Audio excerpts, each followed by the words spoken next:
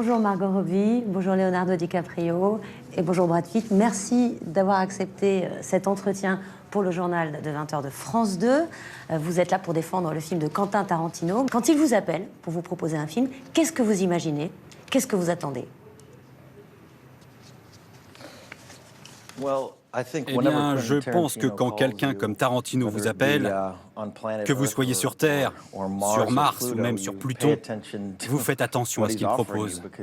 Parce qu'il est quand même l'une des voies artistiques les plus uniques de notre industrie. Donc vous dites plutôt oui. Est-ce qu'il vous dit tout de suite, il y aura Brad Pitt? Est-ce qu'il vous dit tout de suite, il y aura Leonardo DiCaprio? Est-ce que ça joue?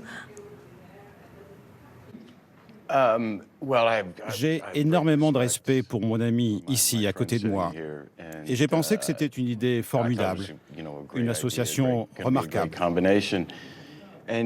Plus j'avance dans ma carrière, et plus je considère que les gens avec lesquels je travaille sont aussi importants que le projet en lui-même.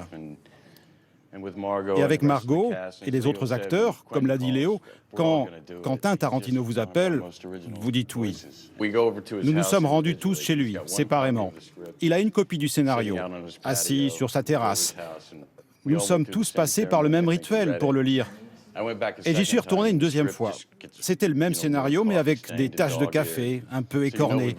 Nous sommes tous passés par ce même rituel à la Tarantino. Vous, Margot Robbie, vous n'aviez pas encore joué dans un film de Tarantino, mais je crois que vous lui avez écrit. Qu'est-ce que vous lui avez écrit? Oui, je lui ai écrit. J'ai toujours été fan de Tarantino, depuis toujours. Je crois même que j'ai commencé à voir ses films à un âge beaucoup trop jeune, et je les ai adorés. J'ai toujours su qu'un jour, alors que je débutais ma carrière, je contacterais mes idoles, et il était en haut de la liste. Mais à l'époque, je ne me sentais pas assez bonne actrice, ni même assez digne d'être en sa présence. Je ne sais pas s'il a eu ma lettre, s'il l'a lue. En tout cas, quelques semaines après, il m'a appelé pour me rencontrer. On s'est assis.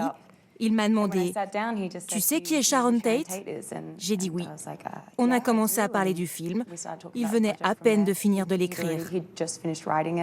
Vous avez souvent cette image un peu de rock, de personnage solide, de force tranquille. C'est un peu ce que vous avez l'impression de dégager pour les réalisateurs?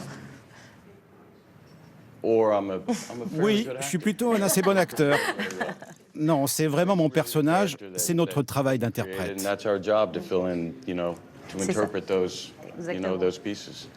Vous êtes au contraire tourmenté, vous buvez, vous vous en voulez, vous doutez de vous-même.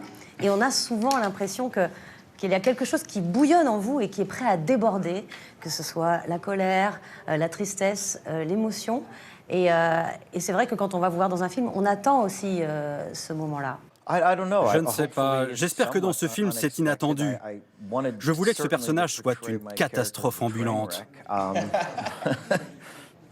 Il part littéralement en morceaux. Ce à quoi il se raccroche, c'est à son meilleur ami, son employé.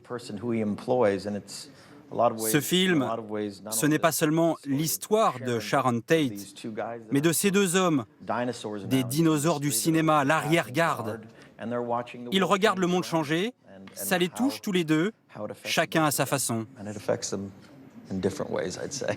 C'est un film évidemment sur le cinéma. Quentin Tarantino adore le cinéma, il adore notamment cette période et les films, les western spaghetti de Sergio Leone.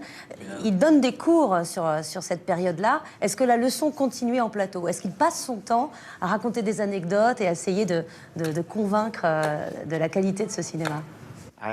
Justement, je suis allé à la Cinémathèque de Paris pour voir la rétrospective consacrée à Sergio Leone. C'est amusant, lui a fait « Il était une fois dans l'Ouest » et Tarantino fait « Il était une fois à Hollywood ». Sergio Leone est l'un des cinéastes qui a le plus influencé Tarantino. Et ce film est une sorte d'hommage au cinéma, à ce cinéma qui fait partie de son ADN. Une sorte de déclaration d'amour pour cette époque du cinéma et pour cette culture. Cannes a rendu hommage à un grand acteur français cette année, c'est Alain Delon. Et Alain Delon a lui-même l'habitude de dire, quand je joue au cinéma, on ne va pas voir un acteur, on va voir Alain Delon. Est-ce que, évidemment, vous êtes un peu confronté aussi à cette situation, puisque vous êtes de grandes stars extrêmement connues, respectées. Est-ce que vous avez peur, parfois, de jouer Leonardo DiCaprio, de jouer Brad Pitt? Avant tout, le samouraï, Alain Delon, c'est sans doute un des acteurs les plus cool dans l'histoire du cinéma, donc... Mais je ne sais pas.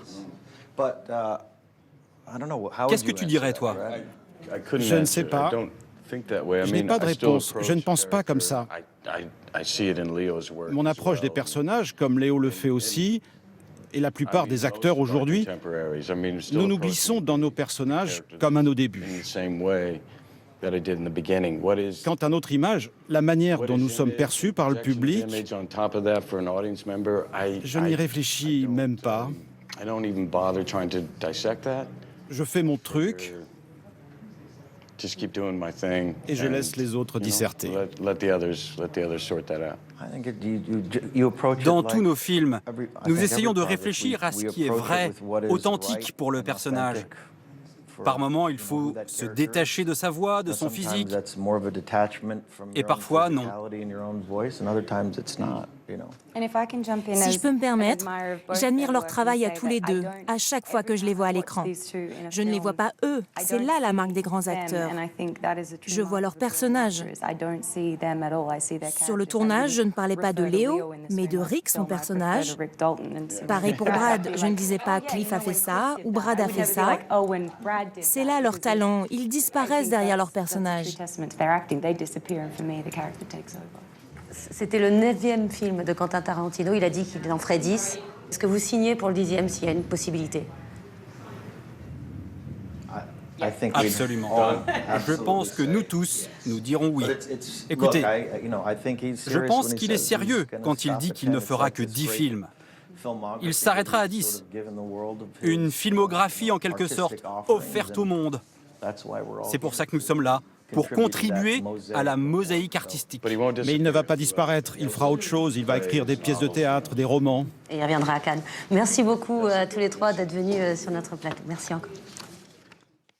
Et l'interview est à retrouver dans sa version longue à 21h sur France Info, la chaîne, et sur le site de France Info.